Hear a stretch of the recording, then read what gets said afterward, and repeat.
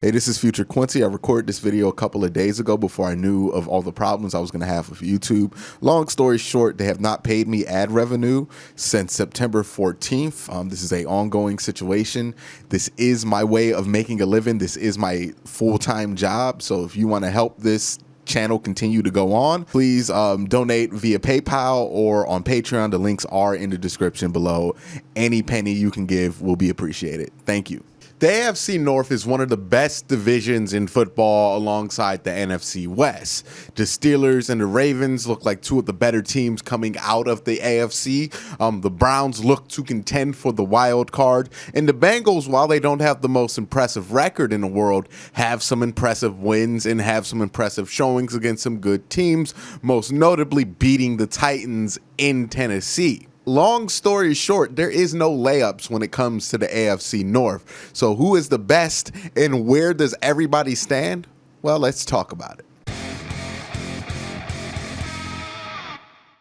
Before I get into this AFC North breakdown, I want to remind everybody, especially if you're new here, to hit that like button, hit that subscribe button, and ding that notification bell so you can be notified when I upload. Also, I want to show love to my Patreon supporters, especially those in the dog check tier, by giving them their dog check. All right, so we're going to start this off with Greg Euler, Seth Harrison, Dan in West Texas, Billy, Michael Holdenack, Jared Austin, Robert Gentry, Patrick F. Austin, Mark Burnett, Andre Griffin, Otis Wolf, IT Rex, Jesus Serrano, Picktown Browns backers, and Max Owl Dojo. Thank you guys for the support. It really does help this channel a ton. And also, dog check.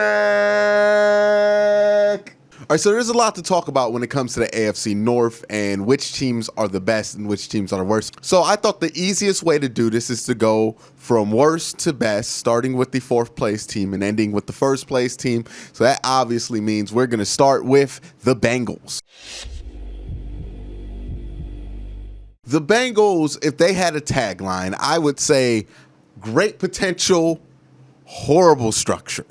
That's how I would describe the Cincinnati Bengals because they have tremendous potential on that team. Joe Burrow is going to be a great player. T. Higgins, Tyler Boyd, Joe Mixon, all these good players on this team here. Even defensively, you got a guy like Jesse Bates.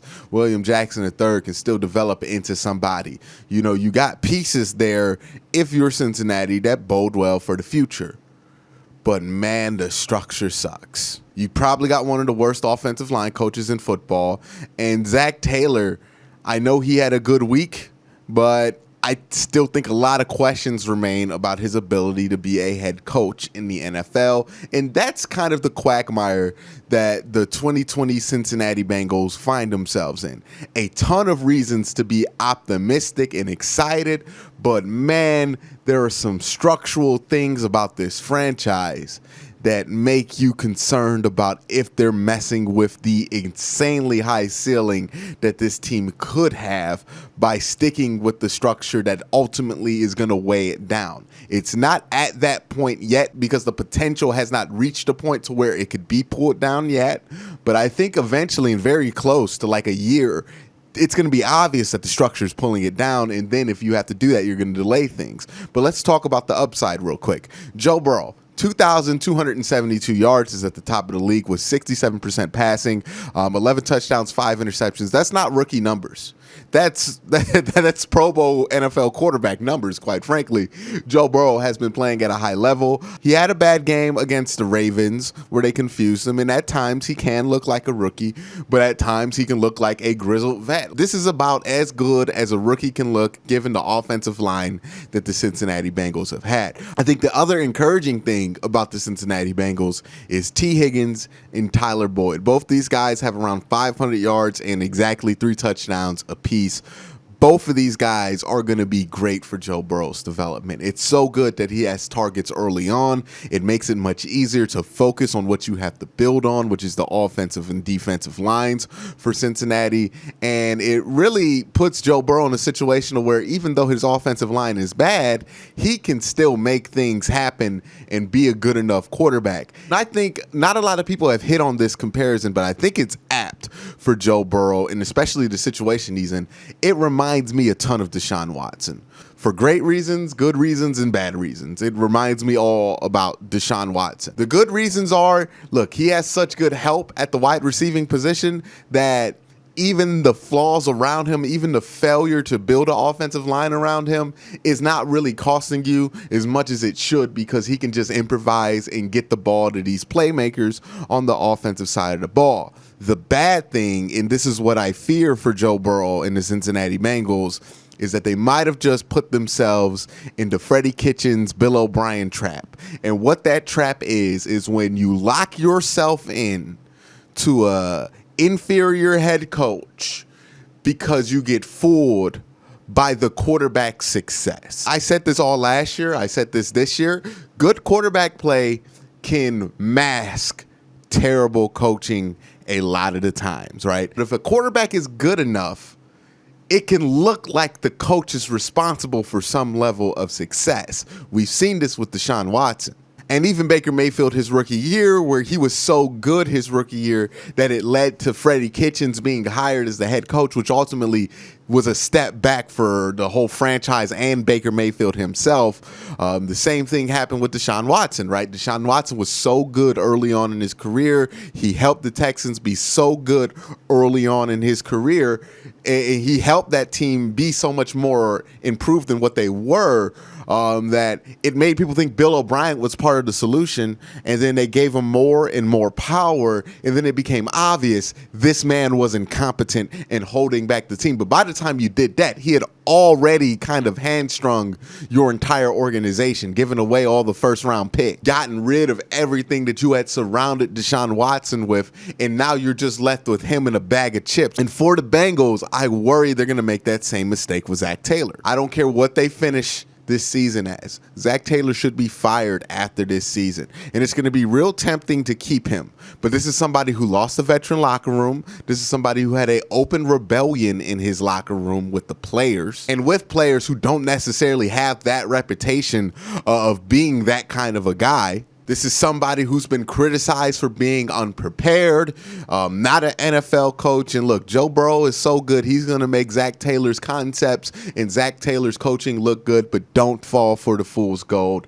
It's only going to set the franchise and Joe Burrow back, because you might end up in a situation where you stick with Zach Taylor for a couple of years, because instead of going 2-14, you're going 8-8 and 9-7 with Joe Burrow. And it's not until you get rid of this guy and waste 3 years of Joe Burrow's rookie deal until you realize how much he held him back. And I think that's definitely the case with Zach Taylor. So as far as the rest of the season goes, I think it's going to be really good for the Cincinnati Bengals. They've gotten through the tough parts of their schedule. They had a really tough stretch, and they beat a good Titans team on the road. They're 2-5-1 right now. They remind me a ton of the 2018 Cleveland Browns that got going late, played some weaker teams, and kind of finished close to 500. So I think the Bengals are actually going to finish 7-8-1. There are a lot of winnable games down the stretch. I think they're going to improve down the stretch. The offensive line play has been better down the last few games. So I think they'll have a good record at the end of the season. They'll finish 7-8-1. But the real question is, will they do what Houston should have done when Deshaun missed the rest of his rookie year and the Texans finished 4-12 without their draft pick, or the Cleveland Browns should have done when they finished 7-8-1? And instead of hiring the recommended choice, Kevin Stefanski, they went with the guy who was responsible for a strong finish in Freddie Kitchens. Are they going to make those same mistakes, or are they going to go a different path and get Joe Burrow somebody who doesn't hold him back? That's a huge question. All right, so the Cleveland Browns, I'm going to try to keep this one brief, because if you're a regular watcher of this channel, you know all the things that I'm going to say here. But the Browns are probably, in my opinion, the most inconsistent team in the AFC North.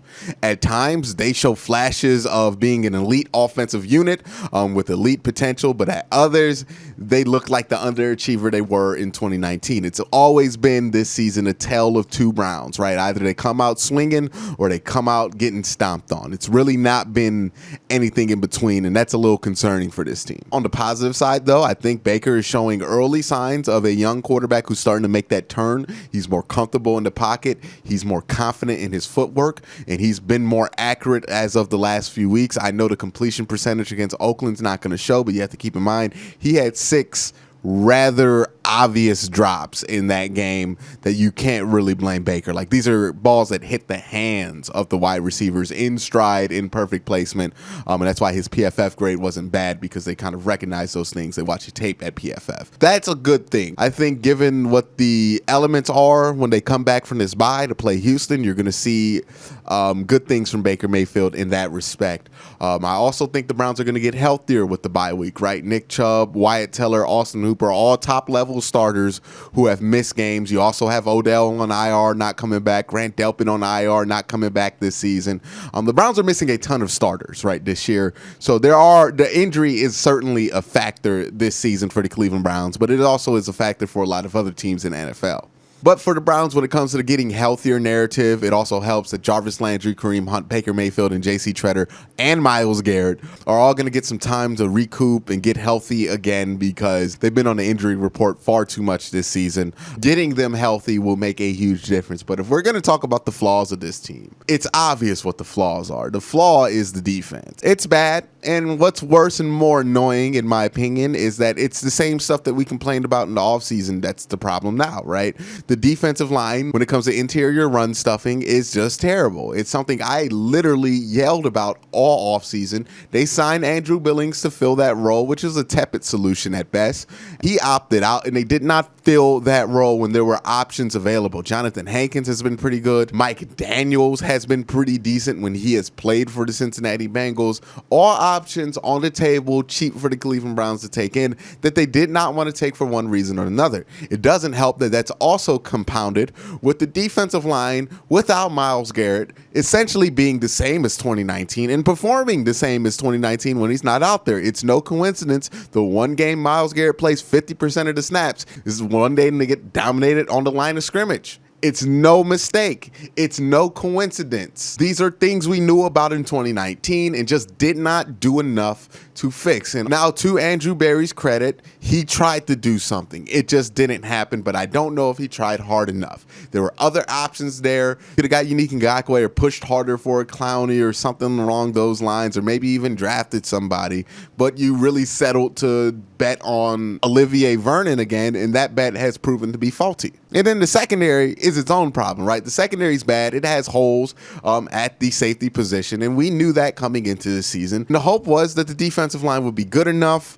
that the safeties did not matter that much because they wouldn't get that much time to throw. And at the beginning of the season, that was holding up, but now it's just not. So now you have a leaky defensive line that people can run all over, especially on the inside with. And then you have a leaky back end that people can throw all over if they get enough time. And since your defensive line is not getting pressure when Myles Garrett's not out there, they have nothing but time. All in all, a really, really bad situation for the Cleveland Browns defense. And if it were not for two other defenses in the NFL being all-time bad this year, the Browns would be talked about as the worst defense in the NFL. But luckily, they chose the good year to be bad at defense, because a lot of other teams in the NFL have chosen to be bad at defense this year. What's my prediction for this team? I think they're going to finish this season 10-6. I think the Browns are going to finish about 10-6 this year.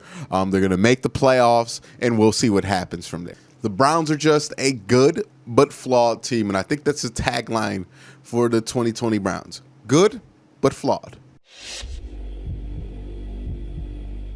All right, so the Ravens. And if I had to get the Ravens a tagline, I would say not as advertised. Not that they're a huge disappointment, but a lot of people, Ravens fans and the media themselves, thought that the Ravens improved from their 14-2 year and that they should at least be 14-2, if not better than 14-2 this year. And the fact is that the Ravens are right now 5-2. Now, last year they were 4-2 and they ran off a ton of wins, and they were dominant and they became the best team in NFL. And sure, that could happen again, but this year it just doesn't look like that's going to be the case. When I look at the Ravens and I compare them to what they did last year, the machinery just doesn't seem to be functioning at the same level of crispness that it did last year. It's just kind of patently obvious that there are some kinks being worked out. Not to the point to where they're not a good team, not to the point to where they're going to lose more than 5 games, but definitely to the point to where things have been a little bit bumpy. Now, there's been a ton of good with this team. That's not to be lost. But we also have to view this relative to what the expectation was for the Baltimore Ravens, right? But the good things are that the secondary's been pretty good still. It's been holding up. Marcus Peters has had some up and down games here and there, but that's just the reality of Marcus Peters. Everything else has been good. Marlon Humphreys has been as advertised. And the young running backs, Gus Edwards and J.K. Dobbins, have been excellent. I think they should play a lot more, but they haven't. And look, there's a plethora of good things we could talk about with the Baltimore Ravens, but there are a little bit more concerning things about this team than there were last year. The number one concern is that Lamar is just not where everybody expected he'd be in this development as a passer. And I got to be careful when I talk about Lamar's passing abilities, because there seems to be an assumption that any criticism on his passing ability means that you think he's not a passer or not a quarterback. That's obvious. He's a quarterback. He can do things in the middle of the field very well. That's where he's one of the best in the league, when he gets to hit the middle of the field, when he gets to look at his tight ends, when he gets to attack inside out. He's very good. But the Ravens this year seem to want him to attack outside in, and that's been a horrible idea. You know, one of the things I've been talking about for Lamar for quite a long time here, even going back to last year, was his inability to consistently hit kind of deep balls outside the numbers. He just can't do it. He's not that accurate in that area. He's not great in that area. And some of that has to do with his footwork, but a lot of that also just has to do with his accuracy, right? His ability to judge these things, and he's just not good at eyeballing those situations. That's where he finds himself in a little bit of a rut. And that's been the point of frustration with the Baltimore Ravens through multiple wins and the couple of losses that they've had, is that he's still not accurate downfield. He's still not deadly with his wide receivers as he is with his tight ends. And he's just also to compound on all that, he's not been the same dynamic runner that he was last year. Now, last year he was an elite runner. This year he's a very, very good runner, but not the game-breaking, highlight reel-making runner that he was last year. He just isn't running with that same vigor. And I get that some of that is kind of buying into this idea that you need to preserve Lamar and make sure that he can have a more sustainable game. But I think a lot of that is actually hurting the Ravens as a football team, because you're kind of restricting yourself on what you're able to do to kind of fit this mold that Lamar was never really interested in fitting in the first place. And you're kind of handcuffing yourself, so when you go against really good teams, you're not able to keep up. And I just don't understand this reliance on the young wide receivers, because I don't think these young wide receivers at this point, they just haven't been good. Marquise Brown was supposed to emerge into this Tyreek Hill-like threat for Lamar Jackson. You know, we saw all the workout videos, all the one-on-ones in camp. Like, he was supposed to have a breakout year, but so far in the field in the regular season for Baltimore, all we've seen is Tyreek Hill. Still not physical enough. Still not a good enough route runner. Still can't consistently get open. Still can't be a consistent catcher of the football. And now this Ravens offense that's invested so much in the wide receiving position is still relying on Willie Snead to be the best receiver. That's insane. It is even more insane that Eric DeCosta, who's done a lot of great things, but this is not one of them, has doubled down on that bet on that wide receiving room to the point to where he got rid of Hayden Hurst and did not replace Hayden Hurst, went into the season with one less tight end, and kind of doubled down on doing things that Lamar does not do well, and hoping he develops into that instead of just giving Lamar as much as he needs at the things that he does very well. Lamar does not thrive with these shorter, really fast wide receivers. I would love to see what Lamar could do with wide receivers that are bigger, more physical, more West Coast style wide receivers that can get a lot of yak and get the ball short. I would love to see what Lamar can do with those guys, because I think he could do a lot of things with those guys. But right now they're asking Lamar to kill from the pocket by doing the things that he's not good at. So the Ravens are still a very good team. They still got a lot of time to figure things out. And hopefully by the end of the season, some of these experiments they're doing with Lamar start to end and they start to focus on what he can do well. But I don't think they're going to be able to do it at the same level that they did last year, because they're not as equipped in those specific areas to do it. So I think the Ravens are going to finish this year 11-5. All right, y'all. I admit it. I was terribly, horribly, no good wrong about the Pittsburgh Steelers this year. Literally everything I have said about the Pittsburgh Steelers in the offseason has turned out to be so wrong that it's actually the Steelers' strength, right? It's been hilariously bad. This is one of my worst predictions I've ever had. I deserve to get dunked on by any Steeler fan that decides to dunk on me because I thought they'd go 6-10 and they're sitting here at 7-0.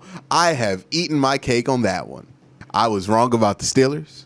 I was really wrong about Ben Roethlisberger. And guess what? They're really, really good right now. So I've learned my lesson on that one. I would never predict the Steelers would go anything other than 10-6 and above. Let's talk about why this Steelers team is good, though. Offensively, Chase Claypool and Deontay Johnson have been great to the point to where they're not even relying on Juju Smith-Schuster that much. And Juju was like a premier wide receiver at one point in his career. And he's just kind of taking a back seat to these guys, which tells you how good they are.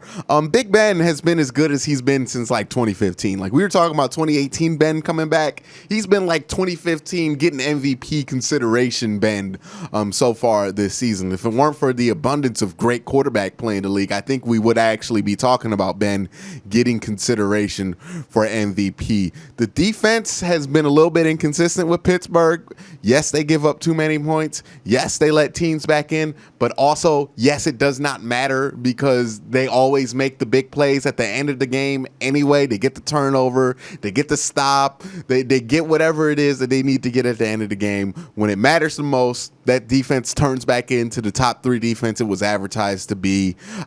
They're a great all-around team. They're a great defense. They're a great offense. They have a great coach. That equals being the best team in the AFC. So what I'm going to predict for the Steelers is that they're going to go no less than 14-2 this season. 14-2 is the Pittsburgh Steelers floor. I don't think they lose more than 2 games till the rest of the season. I'm never going to predict the team, especially the Steelers, to go 16-0. I just don't think that's a fair thing to do to a franchise, but 14-2 is their floor. But that's my thoughts on the state of the AFC North at the midpoint of the season. Let me know your thoughts down in the comment section below. Again, guys, thank you for watching. Have a great day. Have a good night.